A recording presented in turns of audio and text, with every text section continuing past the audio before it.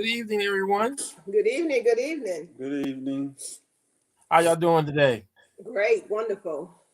All right, so ladies and gentlemen, real quick, today's show we're talking about public safety.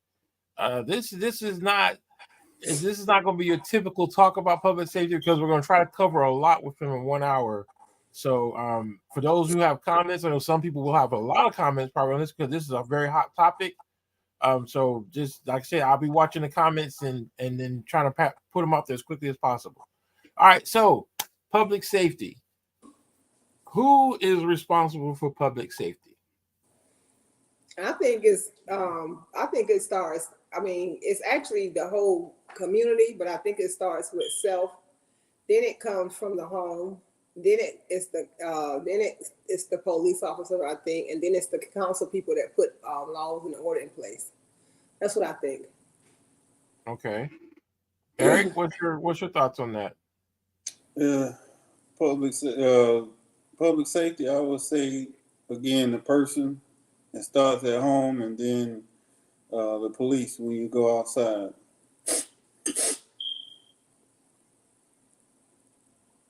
Also, can Okay. I say something real All right. quick to Mario? Also, Mhm. too, I think too, it's all about. It could also be your neighborhood. People that lives in neighborhoods and stuff like that. They tend to, when you coming from a good neighborhood, they tend to look out for each other. So also, it can be in the communities as well, Mhm. in your own neighborhood. Because that's what I was going to say. It starts at home first. It starts with the family, then it starts with the community. Then from there it goes to the community. If the community, and see that nowadays the community is kind of like it's designed different compared to when we was growing up. So like now the Mhm. community, some communities are active and some are not. So if you have an active community, then you can say community. But if the community is not active, and when I say the word active, I'm talking about like I know my neighbors to my left, to my right, to my front, to my back, two houses down, two houses. It's like I know who's around me. So if Yeah. something's going on, they'll reach out. They have my phone number and they can reach out to Yep. me or I can reach out to them. That's where community is kind of effective because you're able to properly communicate. To me, it's kind of like the police is and then we're going to talk about the different situations, but the police is kind of like the Mm-hmm. last line of defense. And that when you're talking about public safety. Now, when we start talking about the city responsibilities, the city council responsibilities, that's a little bit different because they're the ones that make policy. So sometimes some policies, um, like the police only can do but so much, but then certain policies are needed to go beyond those basic police requirements. And that's where some policies, like the curfew, for example, Mhm. that would have been an additional tool to support the police. And that again, our chain of command, or I should say, our chain of how we handle things in our community or public safety, that would have been effective to help to a certain degree. Depends upon how you look at it and how you technically how you deal with your children. Mhm. Okay, so let's take it at the first level, which is the family. Um, what type of things can the family do to guarantee public safety for their house, for their home, for their household? What's that? Well, first you got to be the example. Okay, if you're the example, then you're gonna lead by example. You're gonna show them how to conduct yourself, how to act, and how to respond to in certain situations. But to back all that up, you have to have open line of communication and be talking back and forth about what's current, what's going on, how to handle it, what to do when. Because let's be honest, you can't go off of the news. The news is inflated. It adds extra salt and sugar and all the other seasoning for ratings. It don't actually necessarily speak the whole truth. So Right. that's why you have to do it for yourself, research, and once you find that research, you come back, you communicate that thoroughly. Uh, there's a time and a place for everything, especially when it comes to public safety. And talking about it means you know how to react, recognize, and react in different situations. Also, too, to piggyback off of Eric. Also, whenever we go outside our homes or our children go outside our homes, they have to first be around like people that are out here and trying to be productive, not trying to do bad things, not trying to be part of crimes and gangs and stuff like that. And then once you choose the right people to be around, then when you see things that are suspicious, you go and you either call the police officer or you tell a grown adult. So that's basically a lot of how that situation can be handled, as far as, like I said, hanging around the right type of people, conducting yourself, and also when you see anything suspicious, don't be a part of it. Get an adult involved, or either call the police. And that's what's in right now. We're just talking about the home now, because the biggest piece now is we got the first circle is the home. And I think you stepped out into the community side of it. We ain't got the community portion of it yet. So like with a home, like y'all said, the communication part of it. Y'all working still? The thing working? Uh-oh. Did it freeze up? I guess it froze up. So like the actual community, the actual home portion of it is what we're looking at. What could be done within the home. Like preparing them from the outside is one thing, but the actual home itself, communicating with the children, getting them to understand what to expect, what's going on. What do you do if a child is sneaking out of the house or sneaking out of the home?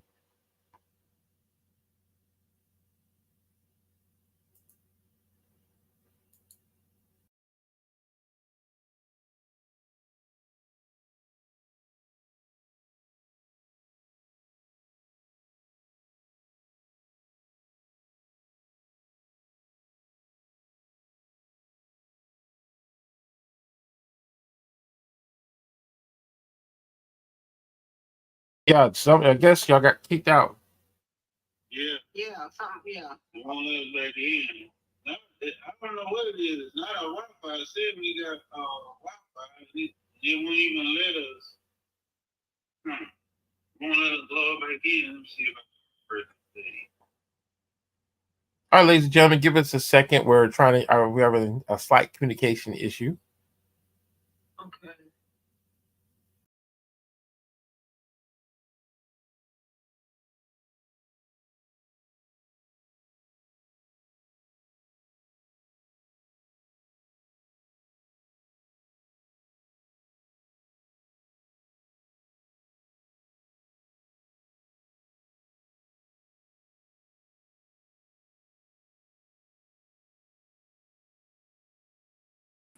Okay. Okay. All right, ladies and gentlemen, we're back. Okay, that's like communication. Okay, but so the question at hand was, we were talking about the home and getting them prepared to step out into the community. Mm-hmm. So within the home, what type of things? Like, and I think the question I was asking was, what happens if you have a child that takes it? Let's say, for example, y'all have a curfew, right? Let's say if you have a child, your grandchild, you have a curfew. Now you don't have to worry about too much because your grandchild pretty much is not going to go out late anyways, correct? Correct. Okay. So let's say in this case, I think we're both in the same boat. Both of our children don't even have no desire to go out late at night anyways. No. But let's go with that worst case scenario. And let's say if you have a child that sneaks out of the house and decides to go and hang out and do these type of things, what type of things do y'all have in place to kind of like control a child sneaking out of the house? Because I know y'all have security cameras. Yes. Mm-hmm. So with the security cameras, that's one step. But and I mean, and see, it's kind of hard for us to imagine that because we know our kids won't do this. I think because I was talking to Kat one day and she said it goes beyond a curfew. She said that and I heard her side and I kind of agree with some of the things. She said it goes beyond the curfew and about beyond the child sticking out. She said because we don't know, sometimes when children leave the house late or they try to sneak out or they don't even want to go home. She said sometimes we have to get to the root of the problem to see if there's abuse in the house. to see why the children don't want to be in the home. Right. So that's what we need to do. We need to actually talk to our children that's sneaking out the house and not wanting to go home, because there's something deeper than them just going out there in these streets and trying to be out there past their curfew. So that's what we need to do. We need to get to the root of the problem and find out why that child does not want to be in the home. Right. And see, and that's something again that's at that level of the home. Because Yes. like if it's a problem at the home, then that's when it steps into the community arena. So as a community, like I said, if you have a community that's effective, like I said, if I know my neighbors to the left, Larry, John, Till, whatever their names may be, if my neighbors were connected and they see, let's say, little Billy out in the street at 11 o'clock, knowing that's not normal, then that's when, hey, Marcel and Eric, do you know little Billy's out in the streets? Yes. And again, that's that second ring of outside of the home is how effective is the community. If the community sees something like what you were saying, Marcel, if the community sees something that's not right, how is the community going to respond to it? Yeah. And I think that's the critical part. So it starts at the level of the family. Then, like I said, the worst case scenario, if the family has issues. Hey, Kathy. It starts with the home and community policy, policing. Right, thank you, Kathy. Community policing, because like once it gets out to home, and we can't. And let's say for those, like I know they came up again, is what if you have parents that are working late at night? Yes. And the children are home by themselves. Well, and again, it starts with the parent. Then it goes back to the parent, because the parents have to be more responsible by making a way for their children either to be supervised or put something in place to where their children don't have to be at home. Because even though parents have to work at night, being a parent, you're still responsible for the welfare of your children when you go to work at night. So you are responsible for the safety of them. Like even with, like you said, it starts in our community. Even with us, like if we even go out of town, our neighbors to the left, to the right, down the street, they always make sure they keep an eye on our house. Or even if we have to go out of town and my grandson is here, they make sure that they call. They got his number, he got their number, so they call and stuff like that. So I think even though we know that the parents have to work at night, we have to realize that the parents, is still their responsibility to put something in place to make sure that those children are safe at all times. Right. And see that, and I think that's one of the biggest pieces. So now let's go back to ring one. So we've established our public safety, or kind of like for our area, for our home. So within our home arena, let's say now the only reason that our home is unsafe is if someone steps outside the home, right? So let's change it up. And yeah, she was saying my neighbor does too. Okay, raise the mail and everything. So let's change it up, and let's look at it from, what if someone breaks into my house? Okay. You like, and I'm gonna give different scenarios just to make a point. First scenario: someone comes up and knocks at your door at 10 o'clock at night. Are you going to shoot them? No. What would you do in that situation? At 10 o'clock at night, first of all, we'll ask. Maybe most times we got peepholes, we got cameras, so we'll look out and we'll see, who this person is. If they look suspicious and stuff. Then after that, we'll ask, like, okay, who is it? And then as far as if they respond, then we'll go from there. So I don't think that you have to actually take actions at that moment. You have to figure out what's really going on, at 10 o'clock at night, because it could be somebody also too that needs help. You never know until things happen. So definitely not shoot them. No, I don't. So think that's let's say, and Kathy, that's exactly where I was going at. Is like, if you don't have a peephole, you don't have cameras, then what would you do next?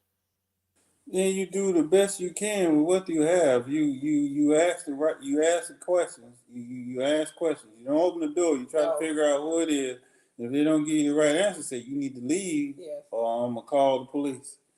So what if the person? So then if the person is, let's say, for example, the person, and I'm using this in different scenarios because Yeah. like lately we've been seeing a lot in the news where people are got the wrong address and they're like, oh, like they come up, I thought this was such and such house, and they let you know, oh, I got the wrong address. And they say, okay, I'm looking for such and such. Like, okay, here it is. Not. Hello, I'm here. I'm looking for Mr. Brown. Is this Mr. Brown's residence?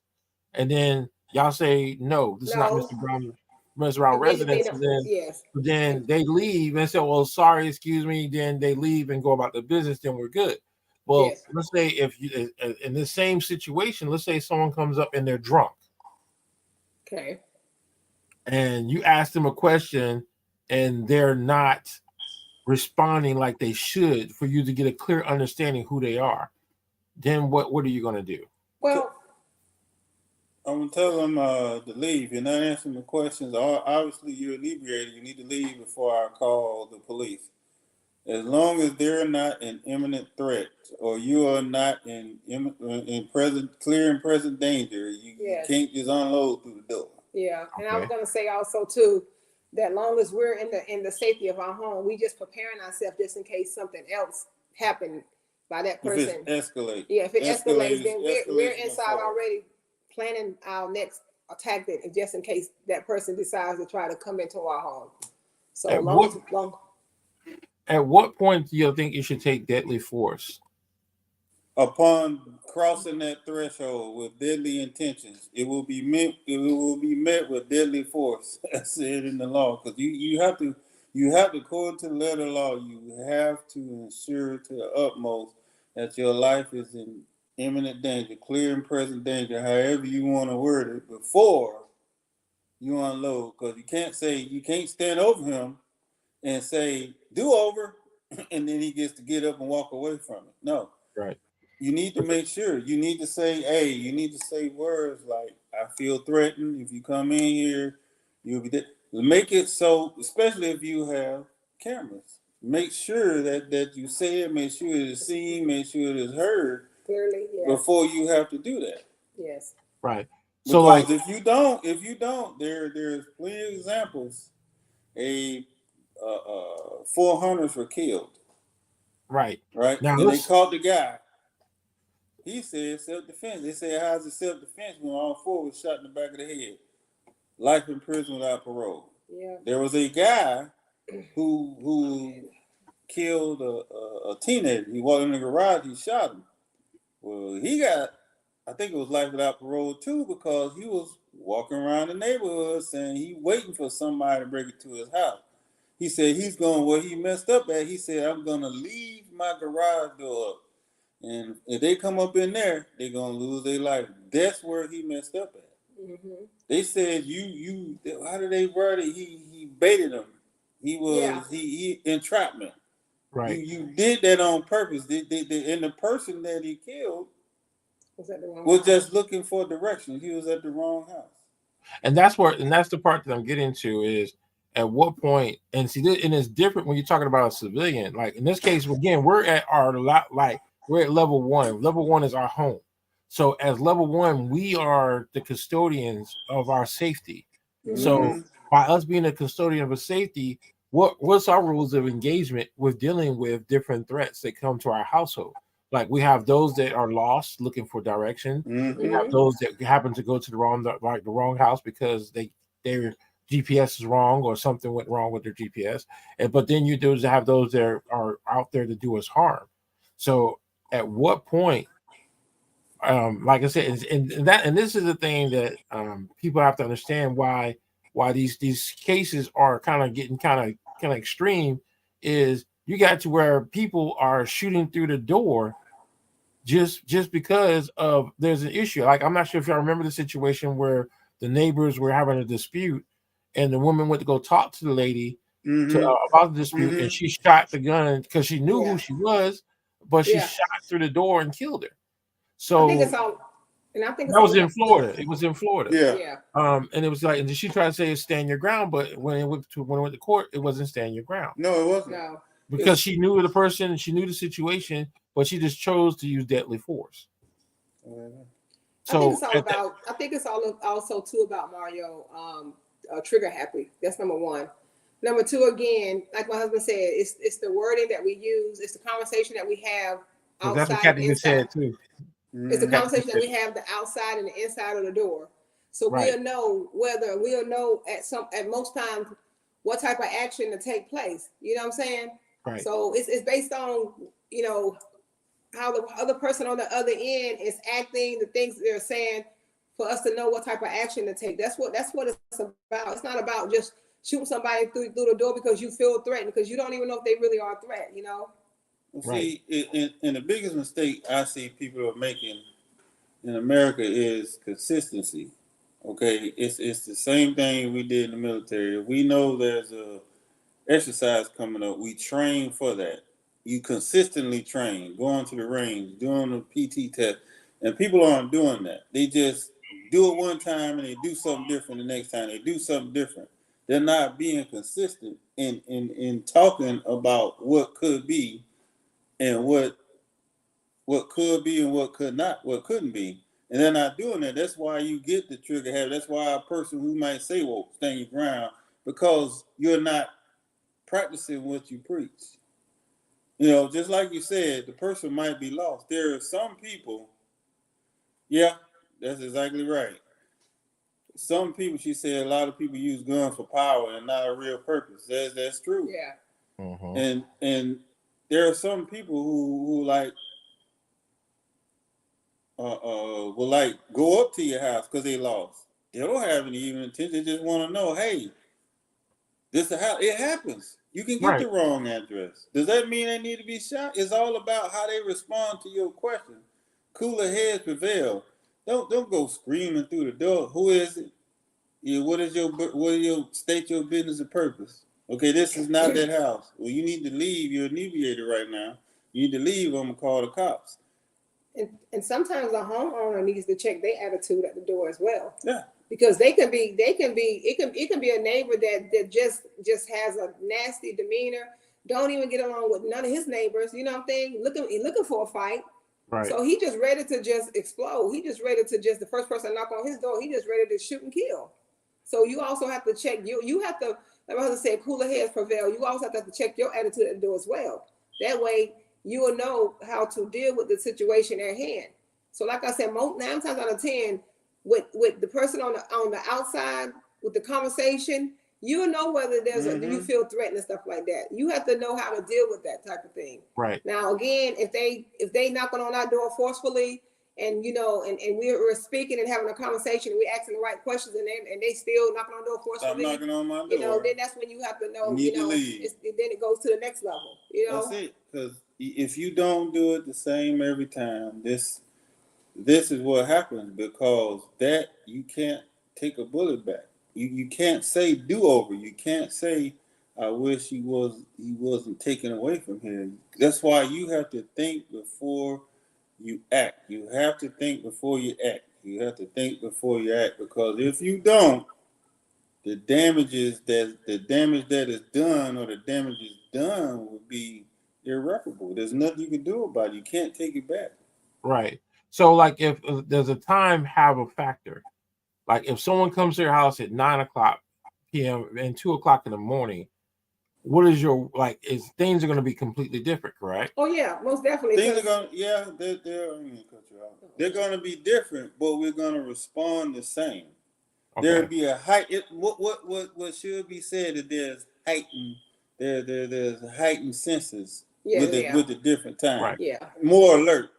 The Yeah. alertness is gonna be raised, but we still gonna ask the same, because if I go yelling at my door to you and I forgot that you said you was coming over, or anybody, if I yell at the door at you, your natural response is to yell back. And now you saying that he being hostile when you the one that yelling at him. He just lost or whatever reason. Just talk to him. Well, Now- I can say that. Now I'm going to say this. I'm watching the time. I want to make sure we get everything in. Is at what point, like in that situation, let's say it becomes a hostile situation and the person will not leave. Are we going to rely on the community, or are we going to rely on the police to resolve that situation? The police. Police. Why? Because the fact that we don't want it to first of all, we don't want to be hurt in a situation, right? So again, I go back to where if we're on the inside of our home and we are protected and in that moment, then the police can come and they can do their job. But if it gets to a point to where we feel like we're no more, we're not safe in our home because now they're trying to come through the door, then we have to. It's gonna be on the community and the police as well. So it's gonna, you know what I'm saying? It's gonna be both. I think it's gonna be both. But see, the thing is, like, if you get, let's say, for example, if you have, let's say you got John Rambo as your neighbor next door, and you know he's trigger happy. Well, you want John Rambo to be a part of that situation. No, I'll just also call my neighbor and just alert them and probably tell them as well to call the police. You know what I'm saying? And just that's what I would. Well, let them know the police is en route, so please don't. Yes, I would call the police. Why? Because the situation is escalated above my control. They are trained to de-escalate the situation. I've seen them. They can talk the devil down. You know, hey sir, I tried to talk to you civilly. You not want to listen. I'm calling the police, and they are on their way. 9 times out of 10, they'll leave. But if you want to stay there, I'll just stand by the door and I'll just wait. Well, you got some and then I'll wait for the police to come. And see the type of neighbors we have. If they hear the commotion, they coming. We all, just like your neighbors, we all got each other's back. We've been asked to watch people's homes while they're gone, and we've asked them to do that. We never ever leave without telling at least one of the neighbors, say, hey, we're going to be gone for 3 days. Okay. Hey, so go ahead. Here's the next scenario. The next scenario is like, you know, back in the, and I'm gonna be honest with you. The only time I've ever seen it is during Halloween. But let's say here it is, it's Halloween night, and kids, you know how kids are out here doing their trick or treat. You know, like you're gonna get a treat or you're gonna do a trick. And you know, one of the things that we used to do back in kids, I'm not sure if y'all did it, but I know we did it, is we go up, hit the doorbell, and run like crazy. Yeah. How would you respond to a situation like that if it's, let's say, at 12 a.m. and it's like at night, 12 is like midnight? Well, again, we'll just try to figure out who's on the other side of the door. You know what I'm saying, Mario? Right. Look at the cameras and go ahead. Yeah, we'll just try to figure out who's on the other side of the door. If they actually ring the doorbell and run, and then there's nobody out there, then we'll just go back. You know, we'll have our guards up. But what if they do it 3 times? They do it 3 times, and then so what are you going to do then? If they constantly keep doing it, at what point? What are y'all going to do? Well, for me, there's still no threat.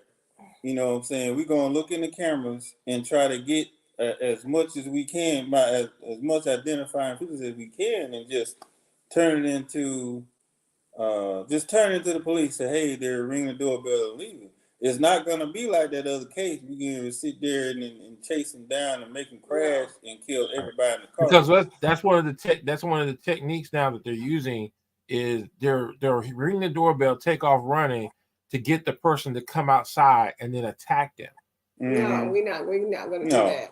So that, I mean, again, that's one of that's why I say that first ring of safety. So it's kind of like, as a family, y'all have procedures and things in place to where y'all know how to deal with threats that come into your house, like kind of like rules of engagement, like how we used to have in the Army. Is you have, like, you know exactly what you're going to do, what you're not going to do. So then from there, so at what point do you feel that the police, or not, let's not even gonna put the police, at what point should the actual city get involved with public safety? Because we talked about us, our families, and how we govern our or I should say how we govern our public safety for our house, our home.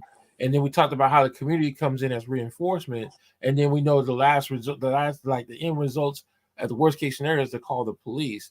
At what point should the actual city get involved for public safety? I think really immediately, because I think that if you drive around, especially out here in Grace Creek, if you drive around, there's a lot of these streets out here that does not have the street lights. I think there's a lot of, they need to put cameras up and like the light poles and stuff like that. So I think they need to get involved where they need to have the areas more lit up. You see what I'm saying? Because when we was growing up, the street lights, we knew the street lights was everywhere. You know what I'm saying? And it's like now, some places where you live at, you have to actually pay for street lights. You have to Right. actually You pay actually for have- them to come and put a pole Right. and put a light up. And if you Right. don't pay for that now, you're gonna be driving down a dark street and entering at your own risk when you get out of your driveway at dark time. So I But think that's what they need to do. They need to do more of those type of things. Go to these areas and stuff like that where you right off the highway. You know what I'm saying? It's easier to be right off the highway and then Now, people can come. They feel like we there's easy a- targets because okay, there's a difference though between county and city. See, some of the things you're talking about is county, but if you're outside the city limits, then that's a county thing. No, well, But like- we both. They try. We they, both. We We can both. talk both. Right. We Now- county and city. We're hitting Right. with So both. now what I'm looking at is, and I'm gonna say the question again like if your neighborhood was crime infested. Yes, I wouldn't be there though. No, I'm just saying, I know. should the city get involved? Yes. Yes, they should always be in. Yeah. They should always be involved. Why? Because the police are the last resort. So if the police are last resort, that means all avenues have been exhausted, which means they have the power to go in there and do what they need to do. So their time is not wasted. So that means they should always keep an eye on trends, what's going on, what's happening in the neighborhoods. So then But So, like, sometimes, what- Mario, it's not always the people that actually live in the neighborhoods. Sometimes because No. I'm not. Yeah, I'm not got No. that part. What I'm just using it as an example because what I'm getting at is like at what point in time should the city get involved? And like some of the things you admitted, because like one of the things that you were talking about, that's one tool is to make the area well lit, put up security cameras. Yes. What other tools can the city use that will support the police? Patrol. I mean, if you know. Well, no, that's still. Let's say the police is already doing that. That's something that falls because Okay, the police they are already doing automatically. that. Okay. They're already gonna adjust City that. should be Okay. doing. So because the police are automatically, if there's a high crime, like the police are already going to patrol that area Mhm. more, a little bit Okay. more if there's higher crime. What things can like? Because so far, let's say, Fayetteville City has been offered two things. First thing was the Shot Spotter. They The already Shot got it. Spotter Mhm. program. They didn't want it. I guess I'm gonna back up. They didn't adopt it, but the county did. Then the Okay. second thing was the curfew. Mhm. What other tools or what other things could the city do at their level to provide support to the police? They can have they can do town hall meetings. Again, looking at the trends of what's going on, you can say, hey, well, let's have a town hall meeting and get it from the people that are there going Yeah. through it. Take what you got from there and then come up with laws, rules, different things, and update what the police can do. Because anything that comes out of a meeting with them, the police should be updated so they're not left holding the bag when they do get called in.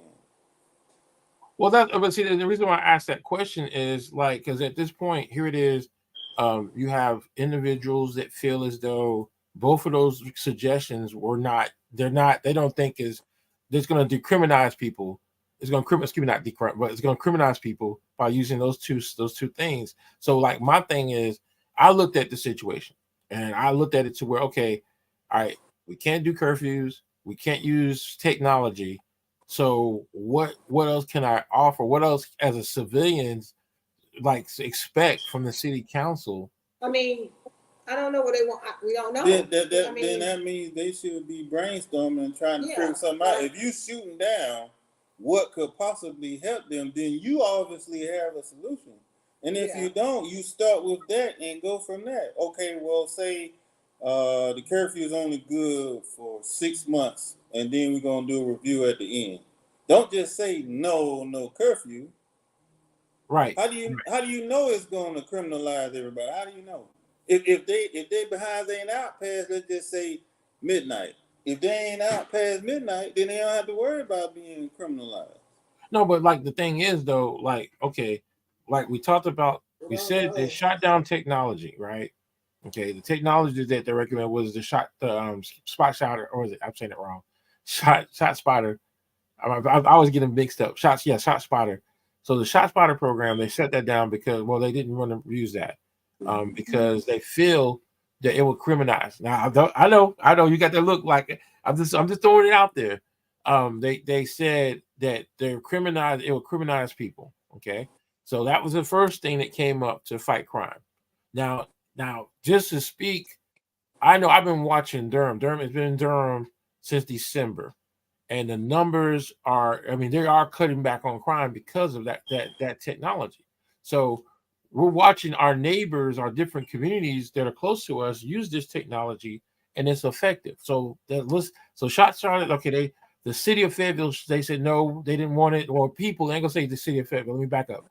Individuals were against shot spotters. It picks up the sound. It picks up the sound of gunshot, and it sends to the police or whoever a vicinity, and they go check it out. Oh, okay. So once again, if you shoot it, if it's shot down, okay, if it's shot down, what is your solution to it then? Right. So then, you know what I'm saying? So, because I don't see where how could it make somebody into a criminal? Just don't shoot a gun. Or if the cop go see, oh, okay, this is what it was. He was just shooting in his yard. Okay, so you can't shoot this, you can't shoot the city, something, and then go about your business. But at least you're going to hear it. Without it, you're not going to know until somebody's laying down. And then we'll go back, and then let's go back into how our communities are. Like some of our communities are. They don't get involved. They don't snitch. So if no one calls when they hear gunshots, then it's like, and then like, and I see, Captain, what you're saying. It's kind of like now you don't you have to have data to figure out if it works or not. Correct? Mm-hmm. Yes. So and the thing is, the only data that should relate to us is our own data. We can't relate to data in Durham because Durham is designed different than Fayetteville. We can't use the Durham from Chicago, Texas, all these different places. We have to do a pilot program, get the data, and then go set it. But to shut it down immediately. Now, this is the thing, is we've had this, you have organizations twice now, anything to fight crime has been shut down twice. Now, so our public safety outside of our control is we got a community, we got to rely on community, and then we got the police. But anything coming to reinforce the police is being shot down. It should be a requirement. If you're gonna shoot it down, why and what is your solution? Because anybody can say, "Well, I don't want to do this podcast." Anybody can say that. Okay, well, why don't you want to do the podcast, and what is your solution? Well, I don't want to do it at 6:30. I think we should do it at 10 o'clock at night. Don't just say you don't want to do it no more, because that don't even make sense. Everybody can come up with a reason not to do something, but what is your conclusion to that? What comes after that? Okay, you don't want to do it. Why don't you want to do it? Well, I'd rather do it at this time, or I'd rather do this instead. Don't just say no, because that's not how it works. Well, I mean, then you be the same one complaining about nothing's being done. But I tried to do something and you shut it down. That's what I was going to speak on too. It's just like pulling teeth from a rebellious child. You know what I'm saying? It's like when you just said about the one they're not going to snitch, right? Okay, then it's like we have to figure out ways too, also to try to change that mindset, because if we don't change the mindset, then it's like you gotta throw your hands up, because no matter what you try to do, it's always gonna be somebody trying to fight that. Mm-hmm. So it's like, what do you do? It's just like, what do you do? So if the police try to come up with something, if the community tries to come up with something, if the people that's sitting on the council try to come up with something, and nothing works, then I think we have to be out here on a wing and a prayer. I mean, the thing is not that it doesn't work. It's never going to be tried. It never tried. They never tried. So it's kind of like one of those things where they're saying no, but like, what is the reason for saying no? When there's no, like I said, if the data, let's say, for example, Like, I'm just going to advocate. Okay, they said that all this data for curfews from different places doesn't work. Okay, the curfews don't work. That's what the data says. Now, as a parent, I know if I tell my son not to go out at 11 o'clock, that works. So that the common sense factor doesn't click to me. But then at the same time, how do we know if it works or not in Fayetteville if we never tried? And that's all I'm ready to say. You can't say that the data was in Raleigh, Durham, and in Asheville. You can't say it doesn't work if we never tried it. Now you can say we tried it for 6 months and nothing happened, or nothing stayed the same, or it sucked. It made stuff worse. You can't say that it doesn't work because it didn't work for Chicago. It's a totally different city. You can't say it didn't work in Greensboro. It's a totally different city. It's not Fayetteville. So you need to at least try it first before you shoot it down. And to be honest, I'm going out on a limb. If all you got is no, don't do it with no solution, why are you in office? Well, no, but see, the thing is, now keep in mind, it's not the city of Fayetteville or the council is well, I take it back. It's probably one council member on the board is they're shooting that they're providing this fight not to use these programs, but then you also have these individual groups that are doing it as well. But like I said, they're just saying this because for some reason and this is my personal opinion. They got something against the police. They don't want the police to have any tools to do more than what they're already doing. Because I can't see any other reason why you would not want them to have these tools. Like shot fired is okay. That requires a gun to be shot. I mean that kind of like a gun has to be shot in order for that system to kick in to start. So if someone is out in the area shooting, wouldn't you want the police to go out there? I'm just saying, I ain't the smartest. I'm just saying. So that was a blanket statement when I said if they're holding a seat and they're not having an answer, why they had a seat. That was a blanket statement. So if you're in a group and you're doing that, same thing applies. The same thing applies. What if you don't have a solution, then you're part of the problem. Right. Then what do you plan on doing to fix it? Just like Kathy said, why not ask? What if you sitting there shooting it down, why don't you do a poll? And then the next meeting that you have with the city council or something, you say, I'm saying no, and this is why. Here's all the data. I did a poll myself of the residents, and this is what the majority said. And this is how I plan on fixing it. Well, to me, it's like for example, and this is just, and I know it's about 7:30. So for example, let's say you, Marcella, we're at that age where we can maneuver ourselves, we can deal with a threat. Let's now take that whole situation that's in the house by herself. Someone goes in, robs her, does things. How did everything fall apart? Well, I think with like you said, with an 80-year-old woman living by herself, I think to me, I feel like it starts with a family problem first, because most times if we had our 80-year-old moms living by herself and we knew the area, we would already go in and try to solve that. You understand what I'm saying? We either keep in mind though, is you got some people, I know quite a few of them that are stubborn. They want to live by themselves and they refuse to go into a nursing home or live with someone. They've been living by themselves there for a long period of time. It's over the years, the crime has changed. Where back in the days, it was a safe location. And now. Yeah. Well, I mean, it's like. You just have to do, if that's that person, right? Because we had a neighbor up the street. They were there. Her family was always coming by to check on and see how she was doing, because she wanted to be by herself. She wanted to live by herself. And that's what we have to do. We have to come. We have to do our due diligence See, a lot of times the due diligence don't exist. You just skip the due diligence and say, no, we're not going to do it. Due diligence means you get your data. You say she living over here. The crime has changed, so we're going to go over there. We're going to check on her. Somebody, grandchild, great grandchild,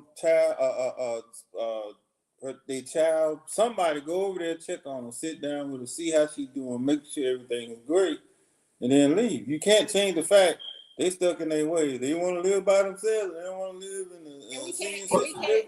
and another thing too, when it comes to all of this though, we can't be everywhere at all times. You know what I'm saying? Uh-huh. And then it's like, and then sometimes you kind of like you are stuck between a rock and a hard place. You really are. So sometimes we really don't even have an answer because you dealing with so many people with different personalities and fighting against certain things. So it's like, what do you do? You know what I'm saying? It's like, what do you do? Sometimes you really don't even really have an answer. Right. And so that, my thing is, and see, like, the reason why I was breaking it down, in reference to the public safety, is there's like I said, there's 3 levels of public safety. As far when I say public safety, now the key word is safety. There's different things. Now there's different things that they come into that place to where, like, some of the recommendations are they can get other people to do, but I mean, like, but just like in those scenarios, there was no other solution but those, like, there's different levels of threats. Like, some threats you can handle at your own, and then some threats you can't. Yeah. I don't see how any other recommendation come in. Like, let's say, for example, we've had 2 incidents within the last 2 days. I think it's last 2 days. We had one situation where spotter picked up on a gunshot, and then we had a gentleman lose his life because someone stole his car.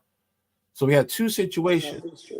So my thing was, spot shotters picked up a gunshot in one area, but I'm gonna go back and read the report again, but I didn't hear anything about spot shotter for the actual the gunfire from the car that was being carjacked. I didn't hear nothing about that either because I saw the report for the other one, but I didn't.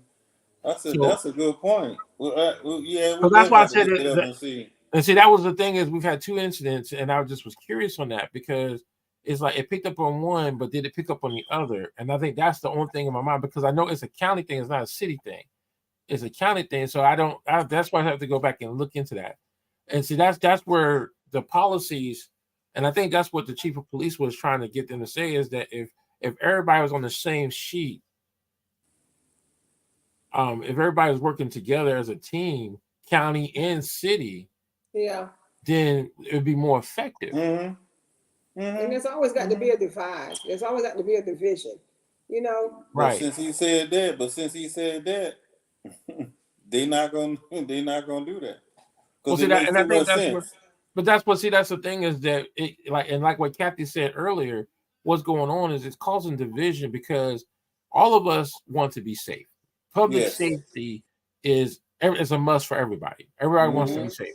I don't think there's not one person that doesn't want to be safe. So it's a common thing that we all want to be safe. If people are making recommendations to make us safe, then what is the problem? But then your ground that you're standing on is you're saying that it's going to criminalize someone. Well, how do we know that? There's no data that shows that. Thank you. There's no data. It's like there's nothing in place.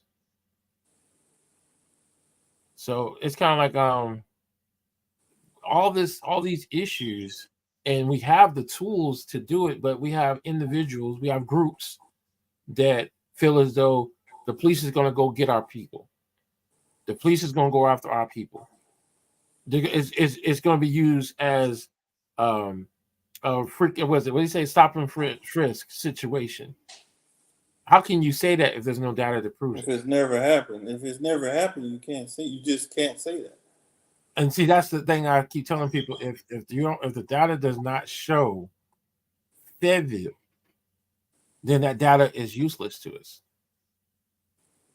who knows? The way we enforce the curfew might be different than how they enforce it in Durham, or might be different in Charlotte. But just not doing it. Right. Because like you fail when you don't try. And I think, like Kathy was saying, and she said right again, the only data that they've had proven is on Fayetteville is about driving while black, is that they pulled over more black people get pulled over than white people. That's the only thing that can be proven by the data that is present now. Well, we know they ain't got to have data for that. Look, we know. Yeah. Yeah. So but that's what I'm saying is that our rings of public safety is the home, the community, and then the police. Mm-hmm. And then the people who make policy to reinforce the police is the city/county. It all depends on where you live at, because if you live in the city and the county, then technically you should be covered both ways. But if you stay in the county, at least you should be covered with the county. But that's what I'm saying is that the county seems to have more things in place than the city. And so I believe the chief, and again, I don't think he didn't say this, but I believe his agenda was for us to be all on the same page, so then it all makes sense and we're all working together as a team to make sure that Fayetteville stays safe. To me, I think safety comes before anything else. Yes, it does. Mm-hmm. It does. You, like I said, like I alluded to earlier, being city, county, whoever makes the rules, you're supposed to be knee deep in that stuff. Right. And once you come out with something that you saw with the data that you use, then you get the chief of police say, hey, this is what we came up with, this is what we want to do. Because his stopping point is right there from the last thing you gave him. It's the last thing you gave him. Last thing you said is you can't go past Rayford Road. That's it. So if your data change saying you need to change it, then you need to go ahead and let him know he can change it. Because until then, he's stuck. He's just stuck right there. Right. And I feel his pain because I went through it.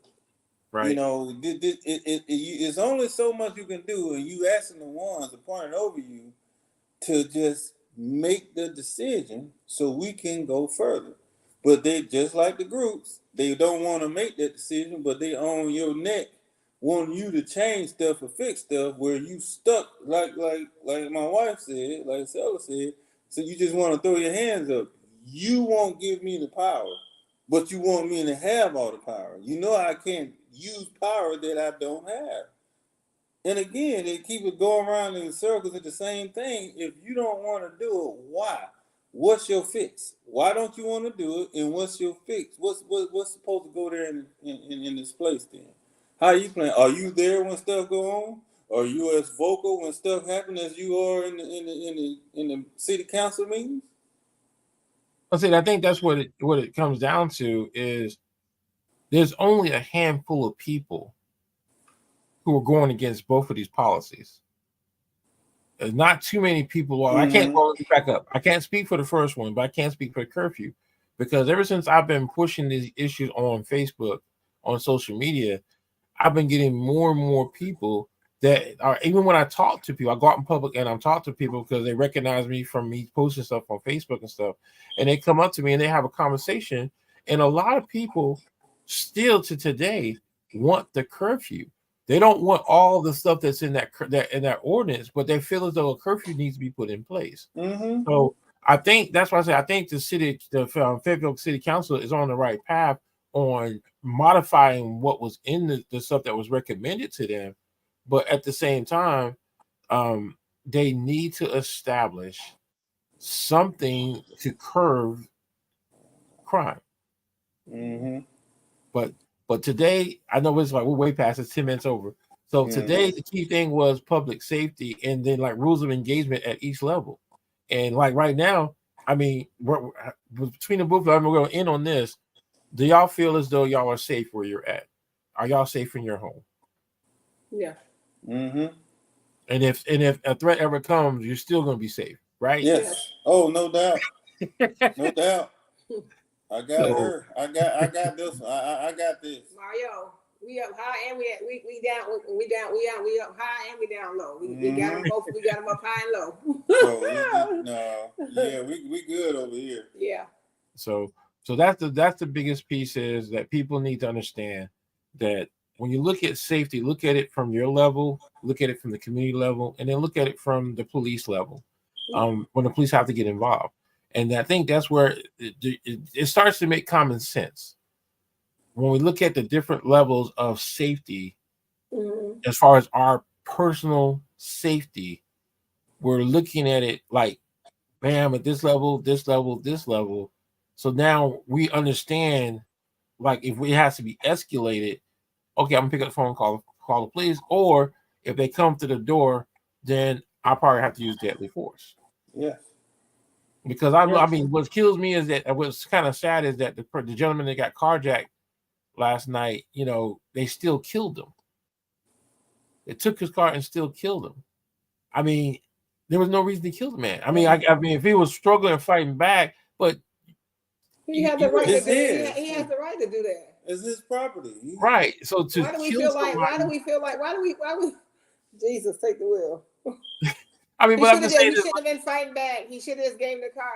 Why? Oh my God! I never understood that for the life of me, Mario. That's normalizing bad behavior as well too. When we feel like that the person that's fighting for their life or you know trying to fight for the things that they work hard for, we think that they're in the wrong. You know, that's the reason why he got killed. You know, that's wrong. We have to change the way we think. That is so crazy to me. We even heard that on the first 48. He should have just gave me the car. What? right? Like What? like that justified to be killed. That's justification. Is they didn't go along with what I told them, so I had to Mario, kill him. excuse me one second. Eric gonna stay here and finish up with you, but I'm gonna go out the door. He gonna Okay. still finish it up. Okay. Well, I think Can I yeah, call we're you? finishing I'll up. call We're you gonna back. finish. We're finishing up Okay, now, yeah. but like I said, but this was a good show. Yes.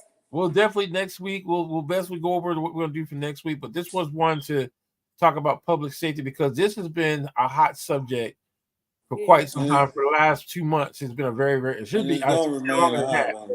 but it's been a real hot topic these last 2 months. All right, look, y'all be safe. Good night, everyone. I hope y'all Have a enjoyed good the show. evening. We'll see y'all next time. All righty.